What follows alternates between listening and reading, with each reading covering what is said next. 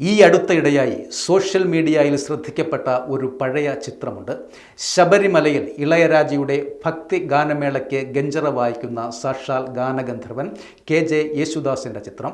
ഗാനഗന്ധർവനും ഇസൈജ്ഞാനിയും തമ്മിലുള്ള ആത്മബന്ധത്തിൻ്റെ ആഴം പറയുന്ന ഒരു അത്യപൂർവമായ ചിത്രമാണിത്.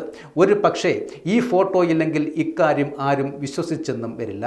1980 ഫോട്ടോഗ്രാഫറായ R ഗോപാലകൃഷ്ണനാണ് ഈ ചിത്രം പകർത്തിയത്. ഈ ചിത്രത്തിന് പിന്നിലെ കഥ അദ്ദേഹം ഒരിക്കൽ സോഷ്യൽ മീഡിയയിലൂടെ പങ്കുവെക്കുകയും ചെയ്തിരുന്നു. സ്ഥിരമായി ശബരിമലയിൽ പോകാറുണ്ടായിരുന്ന ഗോപാലകൃഷ്ണൻ അന്ന് ഇളയരാജയുടെ ഭക്തിഗാനമേള ഉണ്ടായിരിക്കുമെന്ന് അനൗൺസ്മെൻ്റ് കേട്ട് അതിനായി കാത്തു നിൽക്കുകയായിരുന്നു. കുറച്ച് ഫ്രെയിംസിനുള്ള ഫിലിമേ കയ്യിൽ ഉണ്ടായിരുന്നുള്ളൂ എന്ന് അദ്ദേഹം ഇപ്പോഴും ഓർമ്മിക്കുന്നു. ഇളയരാജയെത്തി, ഗാനമേള തുടങ്ങി. ഗോപാലകൃഷ്ണൻ 1-2 ചിത്രങ്ങളും എടുത്തു. പെട്ടെന്നാണ് ഇളയരാജയുടെ പക്കവാദ്യക്കാരിൽ ഒരു പരിചിത മുഖം ഗോപാലകൃഷ്ണൻ കണ്ടത്. ഗഞ്ചറ വായിക്കുന്നത് മറ്റാരുമല്ല, സാക്ഷാൽ ഗാനഗന്ധർവൻ KJ യേശുദാസ്. പക്കവാദ്യ സംഘത്തിൽ യേശുദാസിനൊപ്പം മൃദംഗം വായിച്ചത് മാവേലിക്കര കൃഷ്ണൻകുട്ടി നായരായിരുന്നു. ഘടം വായിച്ചത് ഉടുപ്പി ശ്രീധരും.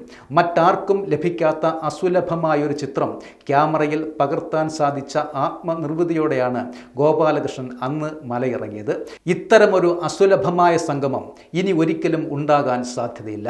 ഇളയരാജയുടെ ലൈവ് കൺസേർട്ടുകളിൽ പാട്ടുമായി യേശുദാസിനെ നമ്മൾ കാണാറുണ്ട്, ഇനിയും നമ്മൾ കാണുകയും ചെയ്യും. പക്ഷേ ഗോപാലകൃഷ്ണൻ പകർത്തിയ ചിത്രത്തിനോട് ചേർന്ന് നിൽക്കുന്ന നിമിഷങ്ങൾ പോലും ഇനി ഒരിക്കലും വന്നു പോകണമെന്നില്ല.